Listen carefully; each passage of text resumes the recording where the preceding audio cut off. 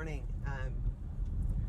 So I shot what I thought was a great episode yesterday, and I forgot to stick the phone on airplane mode. So when I get back in range of cell signal, I get flooded with texts and alerts and everything, and for whatever reason, it makes the phone crazy, and it makes this like audio buzzing stuff, and like you're hearing the digital signal. It's nuts, and it makes me crazy. So I can't really use the video. It was good too. I mean, I really hit on a topic that I really thought was important, so I'm going to redo it. So I want to talk about relationships and what it's like when you're trans, and how you start initially, and how you feel, and then what the possible realities are. And you got to remember, I'm not in a relationship right now. But I realize that relationships are very possible. And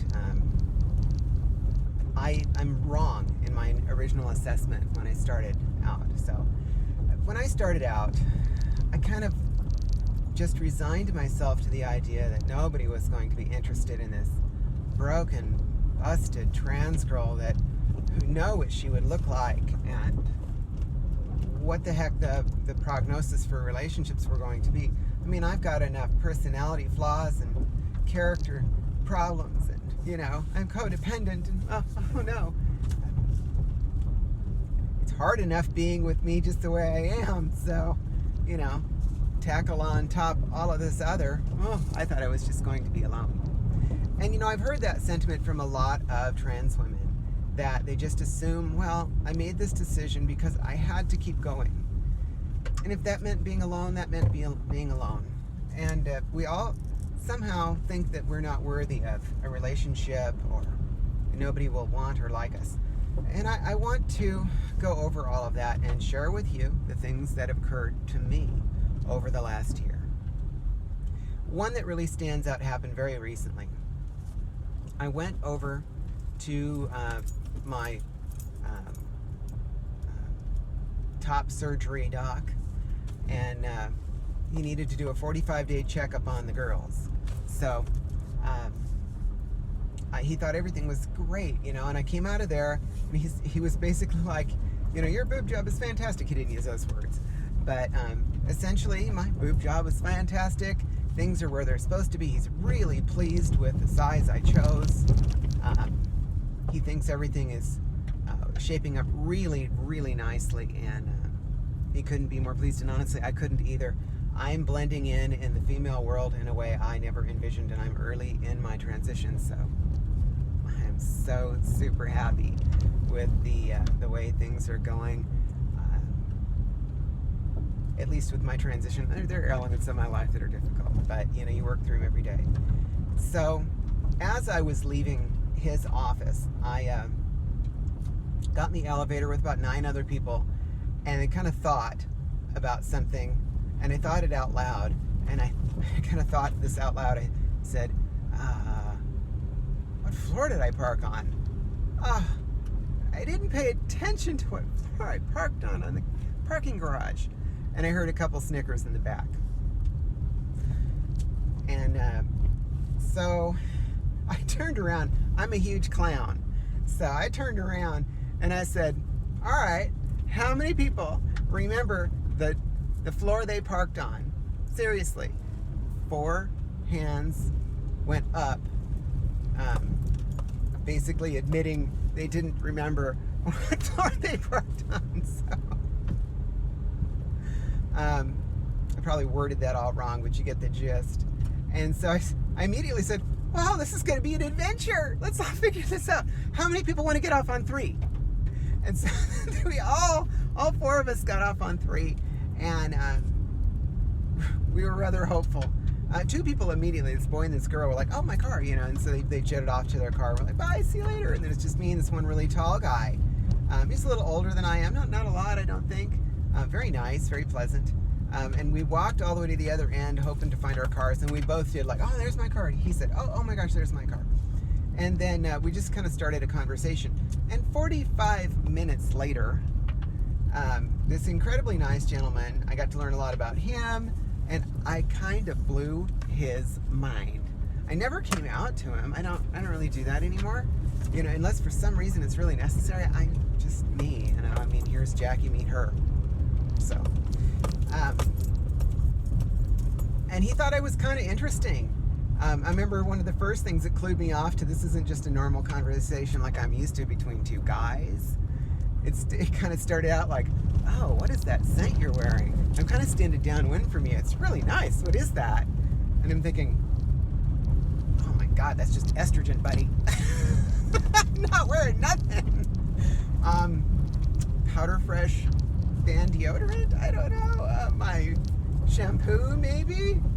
Which is, my conditioner smells a little like vanilla.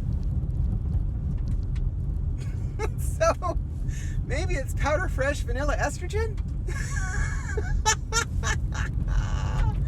Anyway, I didn't say those things, but I thought them. I did say about, like, oh, maybe it's my, you know, my conditioner is, you know, like vanilla. It's kind of, sort of. So, I must have smelled like a baked good. I would have liked that.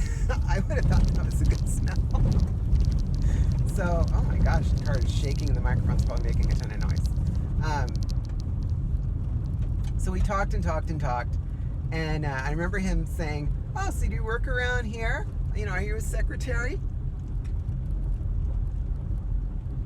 He backed up 3 steps. He was like, clearly like I visibly made a face or something like, So he backed up 3 steps. He's like, you're right. I'm like, no, I'm okay. I work at a machine shop. I'm a machinist. Oh, you're a machinist? Yeah. I set up all the machines in our company. I programmed all the machines in our company. I did all the automation and processes and designed all the products in our company. I put forward the patents on our products in our company. I put forward the brand names on our company. I did the website and e-commerce for our company. I answer the phones. I do the sales. I talk to the customers. I ship products. I drive the forklift. You name it, honey, I do it. So he was a little astounded at that, like, okay, yeah, you're interesting.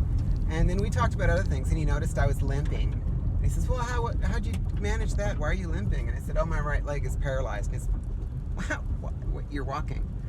Well, I got 2 muscles, you know, and they work, but I limp pretty bad, so. And he thought that was interesting. He goes, oh, so how'd you do that? I said, it was a motorcycle accident a long time ago. He goes, oh, did you have a little motorcycle? He backed up again. You know, he's backing up like, oh, this chick's gonna get me, you know. Don't whack me. And so I said, no, it wasn't little. He says, well, what were you riding? You know, 500 to 600. I'm like, a 900 Ducati SS. Beautiful matte black motorcycle with high pipes, and I chipped it and ran it a little on the rich side. And it had about 88 horsepower, but for an air-cooled Desmo twin with no valve springs, it pretty much flew. Second gear wheelies with a roll-on were nothing. And his eyebrows went up. I'm sorry, didn't you say Ducati 900 SS? Oh, well, yeah, that was one of my many motorcycles. I raced motorcycles for a season. And in 2002, in the 50cc GP, I was 4th on the National West Coast Championship. So, all of a sudden, his antennae are up, you know, and he's like, you are an interesting chick, you know. And it went on like that for a little bit, and I talked about some of the cars I've had and my big truck, my 6-liter turbo crew cab, you know, long bed 4x4 pickup I had, and my little mid-engine Fiero, and how I built a Chrysler big block into a 451 stroker engine and stuff, you know. We went on about stuff, and it's a little bit about electronics and some of the other things I liked, and he asked me more about, like, wow, you know, you're kind of different. And I'm thinking, you have no idea how different I am, you know. But you know, he's right. I honestly thought all of those things were kind of not going to help me in the the female realm. But he kind of hit me hard a few times with the expecting something demure and, I don't want to say dumb, because I don't think he meant it that way. He was just expecting something that was his norm, and I kind of blew his mind, you know.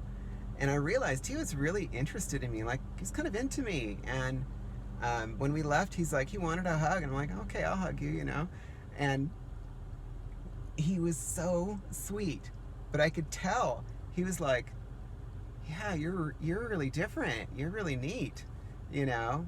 And he had a little catering business, so I took his card for possibility that our car club might need, you know, a barbecue caterer, because sometimes we do, you know. In fact, we have a 25th anniversary coming up, and we've already booked a place, and but we actually would use his services.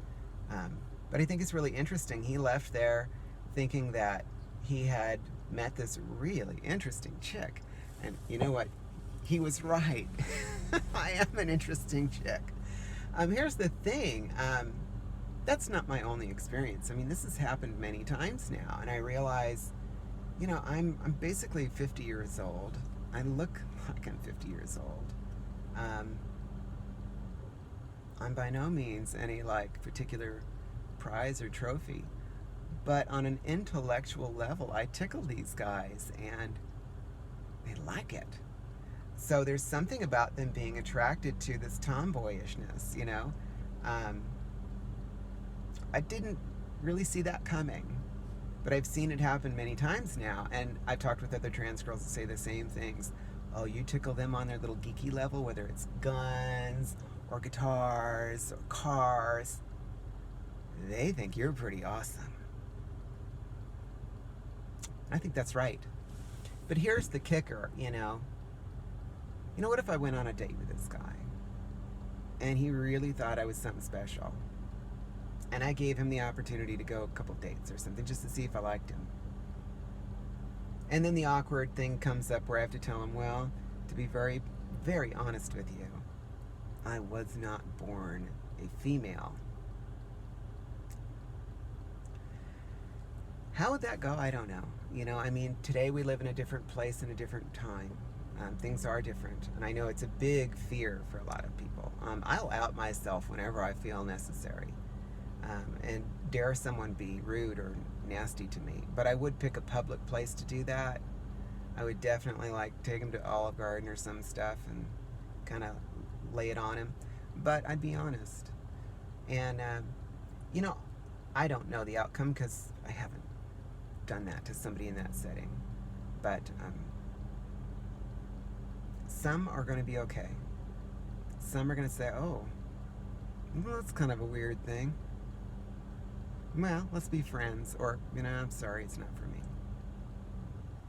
And I get it. And you know why I get it? Because I did it to someone else.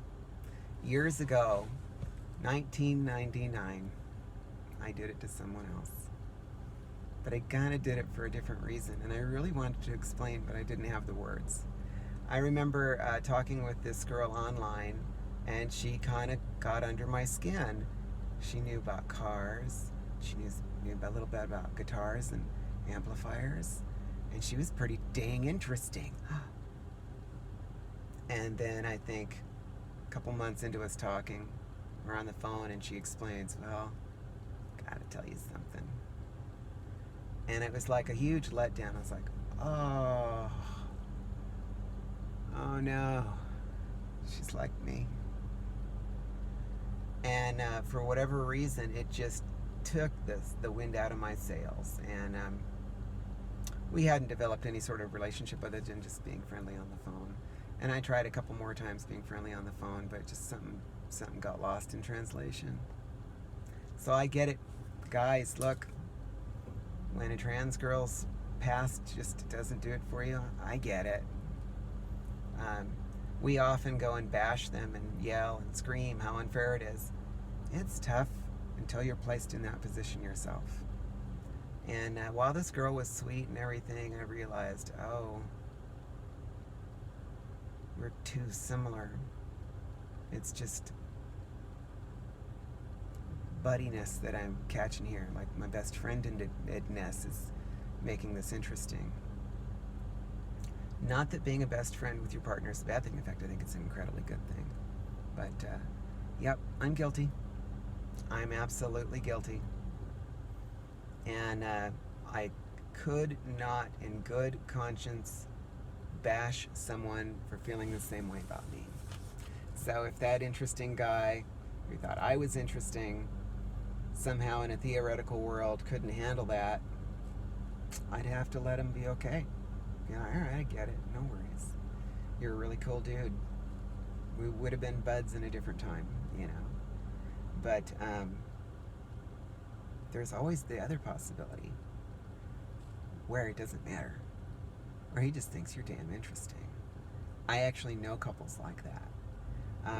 And I'll back that up with another statement. One of the things that I have noticed, and it's a personal opinion, is some of the very best men in the world are trans men. Holy God, they're awesome.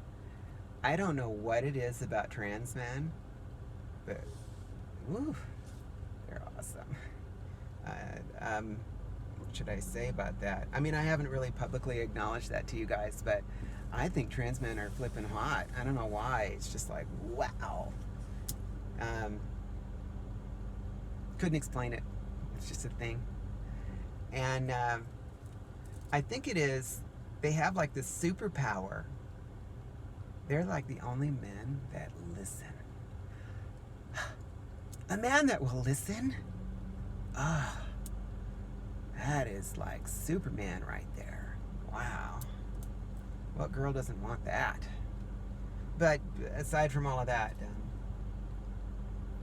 I just think that over the course of time, I've noticed that I've had several of these encounters. And, you know, odds are someone somewhere isn't going to really care, especially once they get to know me. Because isn't that the way it works? Like, you might get infatuated with the way somebody looks for a while and go out with them and go, oh, you know, she's hot, but I don't know. She's crazy. And conversely, you know, you go out with this girl that just happens to kind of, you know, fall in your path, and I don't know, she's girl next door kind of, she's nice. And she's not ugly, but she's not a stunning beauty either. But you know what? She's fun to be around. Her laugh is infectious, and her smile is cute. And you just like going to the movies on Tuesdays with her or something, you know, and it builds from there, and all of a sudden, months later, you realize, oh, I love this person. And then that grows, and the love changes things. And, you know, love conquers all. So, I mean, then relationships do work from that standpoint, and more often than not, those are the good ones. Those are the relationships that hold up. Physical infatuation only goes so far, but love can take you there, you know. So I don't know. If someone were willing to give it a shot and just get to know you, you know, relationships can happen. Good ones, really good ones. But yes, your opportunities for a lot of closeness and relationship building is going to be diminished by a factor of a certain percentage, right? Just because a certain number of people aren't going to want to give you the time. Nothing says that you can't just try anyway, right? Go on those dates. Or just have that conversation in the parking garage. There's just no reason you couldn't. Anyway, I've gone on long enough about this. I want you to realize that relationships don't have to be an automatic no. If you want to be loved and have a relationship, do not tell yourself it's impossible, because I truly don't believe it's impossible at all. I think it's completely possible. If you want that, you could have that. There is someone for everyone. In fact, there's probably many someones for everybody. And for some reason, I know for a fact that men seem to be attracted to the person of trans women. Sometimes they're attracted to them physically, although not always, and some of us aren't as cute as others. I'm just like everybody's old mom. It's not exactly like I'm busting necks as I walk by, but my personality catches people, and you need to bank on that. So your personality, your history in your head of the things you've done and know, is really going to tickle someone who wants somebody that is into their things, that understands their world, like maybe likes camping or motorcycling or something that's just in their wheelhouse, and all of a sudden you've tickled them intellectually, and you become interesting. And interesting is what's going to get you that relationship. And in all reality, the good relationships are built that way. So don't shortchange yourself if you're starting transition. You believe that you have to give up ever having a relationship again. I don't think you're right. I think you're totally wrong. I think you can have a relationship if you want one. And I think there's someone for everyone. And I think you just need to work on being social sometimes. Start up a conversation in a parking lot, at the checkout stand at the grocery store, getting coffee at Starbucks. Go to the mall once in a while and just go buy yourself a t-shirt. I went to Macy's, realized how hard it is to buy black slacks. I was there for like 3 hours just trying to buy black slacks, but the opportunity to talk to a lot of people was enormous. So it's okay, you don't have to give this up. This is not a portion of giving up your life if you want to transition. So I've shared and shared, so I'll just wrap this up. Hey, remember, if you're really struggling and you have nobody to talk to at all, you're in the beginning and, or you're contemplating this, or you're frightened or scared or want to share, or whatever the case may be, one of the resources I used personally was transgenderpulse.com. They also have a resource page that you can find a therapist in your area that you search by location. I did that myself and found the very first try. I found a therapist near me that I could afford who absolutely kickstarted my transition the right way. The most important thing you can do for yourself if you're starting transition is simply to get a therapist, a good one. Also, the people there at transgenderpulse.com are knowledgeable, pleasant, caring people. They have no want or desire to tell you what your dosage should be, because it's not a medical site. But when it comes to your well-being between your ears, how you're feeling, they will share, they will listen, they will try to point you in a good direction. And that's what they always did for me. And there are a few people there who I've built some really good bonds with. One girl that I'd still talk to now and then, or I'll text her, or sometimes we'll call on the phone. She really helped mentor me in the early stages, and I gotta be honest, that girl really kept me going sometimes. And she had some of the same stuff like I do. She loves to race cars, and she likes, turbo station wagons, all-wheel drive, and rally and stuff, and she's into Porsches, and she's just a neat chick, she's just so fascinating. She has a beautiful relationship too. That girl isn't on her own. In fact, almost all the trans women I know, they have a nice relationship that they're super happy with. And don't shortchange yourself thinking you won't. You will. You'll find that someone. And if you're really struggling and you've gone down the rabbit hole and you just worry there's not going to be a tomorrow, remember at transgenderpulse.com they also have suicide hotlines. And trust me, honey, if you need to call, you need to call. That's why they're there. You need to be able to get to tomorrow. So, and that's my wish for you today. Get to tomorrow. I'm going to get to work. So, take care of yourself. Know that I care immensely. Please subscribe. Click the bell so you get alerts from me. Remember, I'm only 2.5 months from FFS. New face is coming, honey. So, and I'll show all the ugliness. And I don't know if you've noticed today, but there is no makeup today. I'm not wearing any makeup, just the eyes. Today is electrolysis, which means I have stubble. Today is the bearded lady.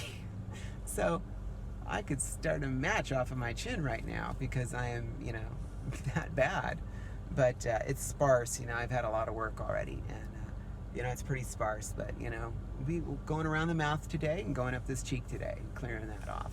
We did go under here and go under here last time. Woohoo! That was the thing. 8 hours, and it really, really stung. And we got to get down here. It's going to be miserable. But you do what you got to do. So that's what's going on with my face today. I don't know if you can see it in the video or not. Hey, subscribe though. Seriously. Click the link, bell, so you can get the alerts when they come up and stuff. Otherwise, remember, I care. You are not alone. You aren't alone. Remember this. Get to tomorrow. I'll see you later. Bye.